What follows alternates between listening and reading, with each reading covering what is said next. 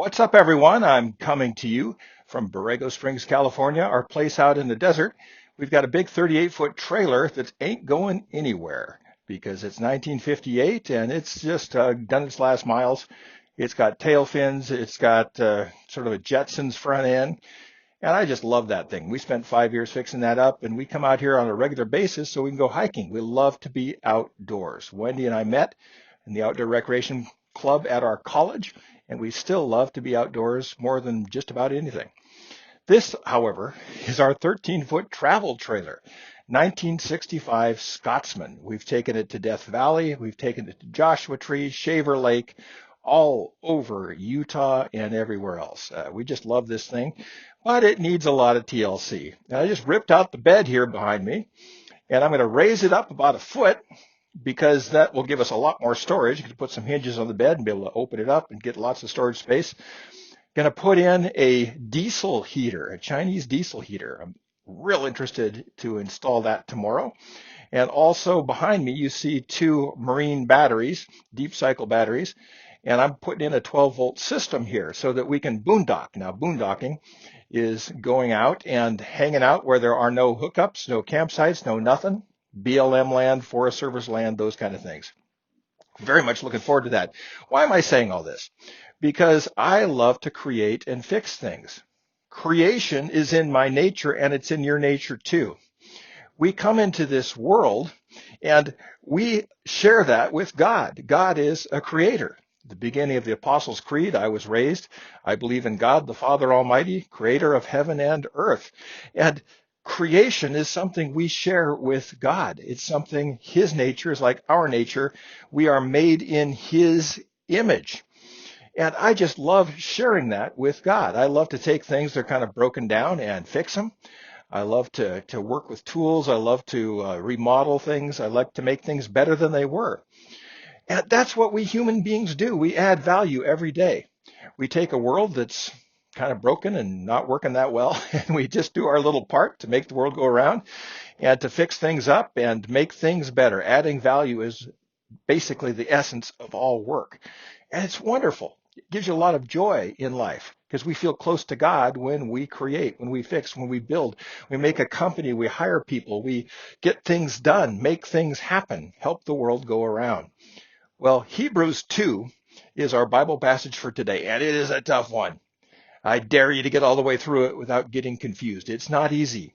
Lots of little twists and turns, but you can get all caught up in the details of the story and miss the main point. And the main point is this, that God sent Jesus himself, in a way, to be with us, to share our humanity so that we could share his divinity. What do I mean by that? We can live forever. We can be forgiven of all of our brokenness, all of our humanity, and move on as if that weren't there because of what the Lord has done for us. And even though we are flawed human beings, we can live into our eternal nature. Now, that's pretty cool stuff. The rest of the chapter is kind of details and it's confusing, but that's a great point. It says here in Hebrews 2 that Jesus became one with us and we became one with God. I and the Father are one is not just something that Jesus can say, it's something we can say. And because of that oneness, that togetherness, we've got the world's best basis for self-esteem. Every human being is made in the image of God, and that is the only decent basis of self-esteem. We worry about self-esteem in our schools. We teach self-esteem, but it doesn't work without that little phrase, made in the image of God. Why? Because if we don't believe that, if we don't trust that, it is the truth, by the way, because we feel it when we create. If we don't teach that to our children, they're going to be messed up. And why is that? Because the only other basis of self-esteem is achievement. It is being richer, being better looking, getting better grades, winning at sports. It's those kind of things. It's comparative. Because without a sense of being a priori, that means without any achievement worth something, the only way to get there is to believe that God made us that way and God made us equal. Thomas Jefferson says we're created equal. And I just think he really got it in that sense. We're created equal in the sense of worth. There's nobody worth more in this world than you and nobody worth less than you. We're all infinitely worthy. And that is the basis of self-esteem. It's the basis of joy.